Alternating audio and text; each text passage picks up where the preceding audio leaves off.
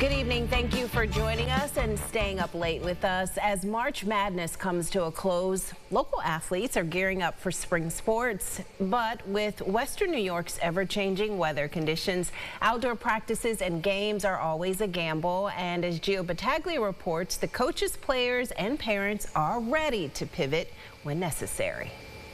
Teresa, the spring sports teams at Penfield High are in the thick of it with practice. We got pole vault and lacrosse happening right beside me, as well as softball. But what's going to happen when we see that change in the temperatures later this week? That sound of the bat hitting the ball always sounds better outside. They want to go outside. They're excited to get outside. For Coach Sheffield at Penfield High School, he told me his athletes had a good practice Monday. It's a little cool, but with the sun out and no wind, it actually made it enjoyable, so to speak, and we were happy to get out. But the rest of the week, as scattered snow and windy conditions are ahead, has already prompted change to the practice schedule. We won't practice outside tomorrow because it's just not safe, to practice under those conditions. Not safe, and as Coach Sheffield says, expected. Especially early in the season. Our actual meet was supposed to be Tuesday, which is tomorrow, and we had to actually push it forward to Friday. Indoors is tough because running on the hard cement floors is very tough, so you want to be outside and running on the track where there's a little give to the surface or whatnot. It makes it easier on the legs.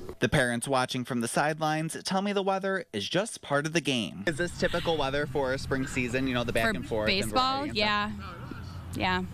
It's rough sometimes. We've played in snow. Amanda is the parent of multiple student athletes. She says an indoor practice or moved game stinks for the kids. The parents, we probably don't, freak out quite as much, especially if we have kids on both teams. It gives us a break in the week. But if we can get the makeup days, then it's beneficial to the kids to not have to be on that 30-degree weather when they can potentially play in the following week in 50-degree weather. It's a big difference. But to keep everyone's heads in the game, Coach Sheffield says embrace it. It's always tough for upstate New York, but, one thing I always tell my athletes, everyone has to run in it. Reporting in Penfield, Gio Battaglia, News 8.